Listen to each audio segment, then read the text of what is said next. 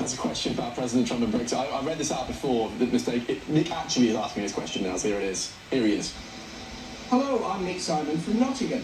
My question, with talks of a comprehensive US-UK trade deal being discussed, can President Donald Trump save Brexit?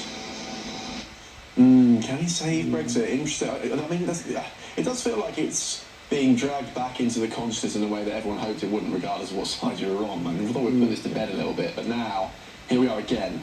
Renee, what do you reckon? I think that Europe are going to be very worried about Trump in many ways, and I think they're going to do their best to embrace Keir Starmer, who's not going to resist, let's face it, he's going to be a puppy rolling over saying, scratch my fair leave, please.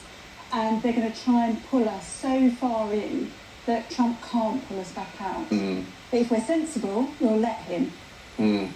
Anyone else want to jump in on that one? Carl? It's a good question because, you know, lots of the sort of growth stuff that the government's been coming out with in the last few weeks are tinkering around the edges. Things like going to the regulators and asking for their growth plans. How absurd. But the one thing that stood out to me is to ask for growth. Exactly, but the one thing that did stand out is this idea that you're essentially going to Trump and trying to sort of supercharge what the UK needs to be doing. And if they succeed in doing that by having maybe a closer relationship to the US than Europe, if they make that decision consciously, then that could be a boon for the UK. This Labour government very obviously doesn't want to do that. They hate Trump. They hate what he's done. I was going to say, like, this question is almost, we need to be asking that later on after we've actually reconciled and perhaps some apologies, perhaps some apologies from certain MPs. I was going to ask Connie, what was it like on the campus when Trump won? Because I remember I was at Bristol University when he won the first time, and honestly, it was like there's probably a little funeral, state funeral.